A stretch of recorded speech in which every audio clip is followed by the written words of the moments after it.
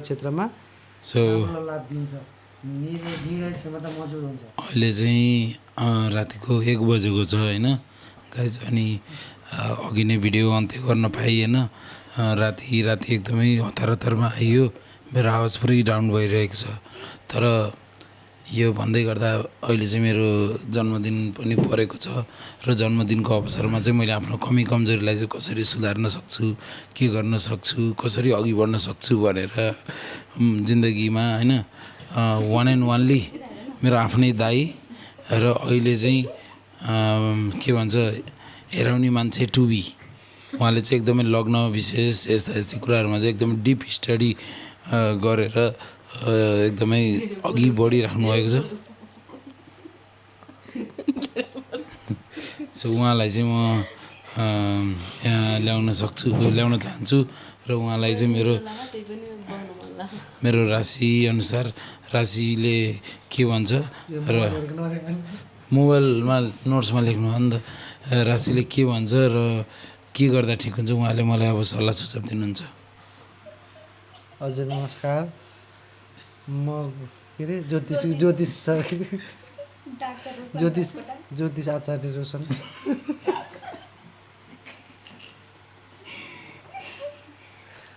ज्योतिष आचार्य रोशन सापकोटा। अझ यस्तो गर्ने कि ल्यापटप पछाडि यहाँ चाहिँ मोबाइल राख्ने।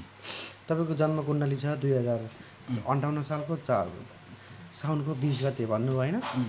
त्यसरी बिहानको 2:20 AM तपाईँको चितवनको जन्म AM। तर एउटा कुरा के गुरु है, 2058 साल साउनको 20 गते होइन, 20 गतेको राति हुन्छ नि सुतेको बेलामा, त्यो 2:20 भनेको 21 गते होइन र? 2:20 गते भनेको 21 गते मान्दैन, 20 गते नै मान्छ, तर बारले असर गर्छ। होइन। सो अहिले चाहिँ रातिको सुन्नु न, रातिको फेल होइन म होइन यो सिरियसली नै भनेको। म एकदमै सुन्नु न, एकदमै आश्चर्यचकित लागेको हो कि यो कुरा चाहिँ। के अरे अब अहिले हेर्नु है, 2 बज्यो नि, 2 बज्यो 20 गतेको रातिको 2 बज्यो कि। यसो होला हजुरको अब कसरी जन्मिनुभयो, कसरी चिना बनाएको थाहा भएन। अब त्यस्तो हो भने चाहिँ हजुरको मैले सिकाइदिन्छु हजुरलाई। होइन 20 गतेको राति 2:20 भनेको यो सुन्नु न, साइन्टिफिक अनुसार 21 हुन्छ। 12 बज्ने बित्तिकै 12 AM हुन्छ होइन, अफिसियल्ली त्यो हुन्छ। तर धर्मशास्त्र र अध्यात्मले के भन्छ भन्दा सूर्योदय नहुँदै जन्मेपछि 1 दिन अगाडि नै भनिन्छ। त्यही भएर तपाईँ होइन, मैले आफ्नो एउटा धारणा मात्र व्यक्त गरेको, तर हजुरले चाहिँ अघि बढ्नु। मैले भन्नु खोजेको त्यही हो, तपाईँले बोल्नु भयो, मलाई बोल्नु दिनु। भन्नु सिरियस ज्योतिष आचार्य भन्नु न मलाई त्यस्तो। ज्योतिष आचार्यज्यू चस्मा चाहिँ कहाँको हो नि? होइन, मैले उहाँको कुण्डली हेरेर चाहिँ एकछिन तपाईँ चुप लाउनुहोस् है, म तपाईँ म्युट गरिदिन्छु एकछिन। चस्माले उहाँले भविष्य देख्नुहुन्छ, त्यही भएर स्पेसल चस्मा, 3D चस्मा। यो चस्मामा नि क्यामेरा हुन्छ कि यसरी के नाक यहाँ राख्छ नि,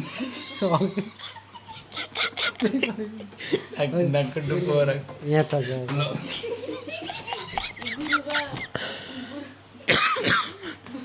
अन्त ज्योतिषनी आचार्य सबिना सापकोटा।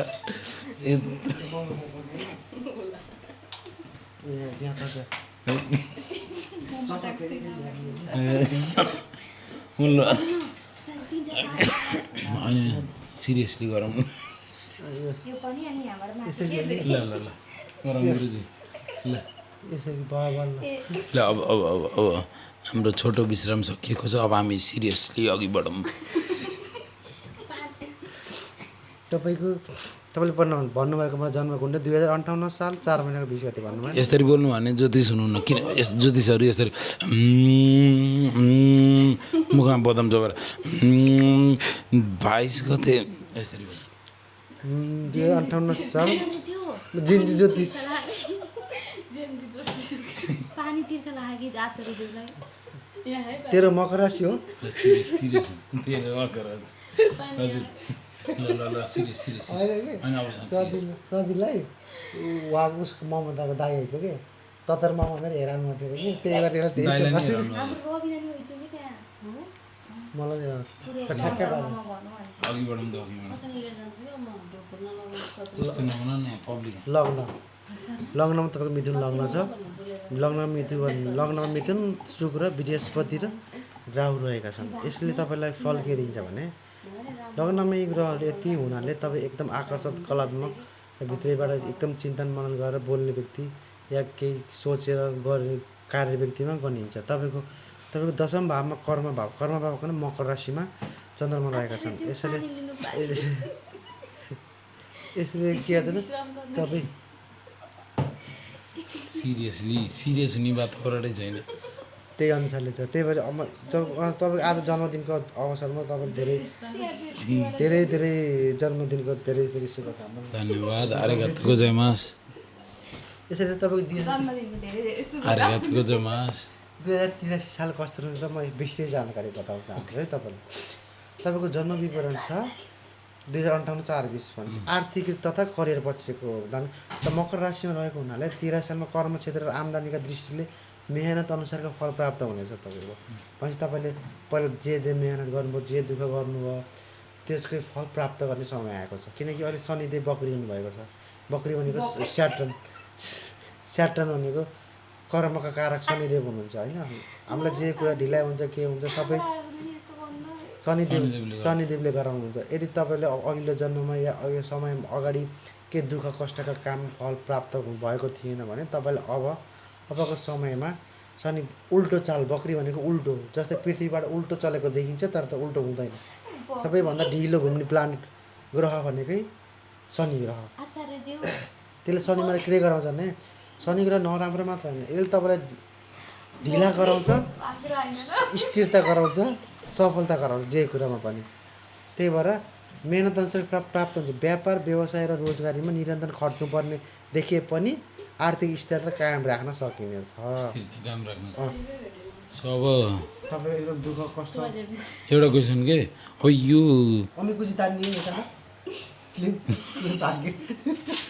कहाँ घुसाउने त नि ए हातमा दिने के अरे यो राम्रो दशा के सधैँलाई काम राख्नलाई चाहिँ के गर्नुपर्छ के कुरालाई जस्तो अब यो जो राम्रो पिरियड चलिरहने दशा ग्रह अनुसार यसलाई चाहिँ कन्टिन्यू हुनलाई चाहिँ के गर्दा हुन्छ यस्तो अब तपाईँले यदि तपाईँले डेली लाइफमा काम गरिरहनुभयो तपाईँको राम्रो हुँदैन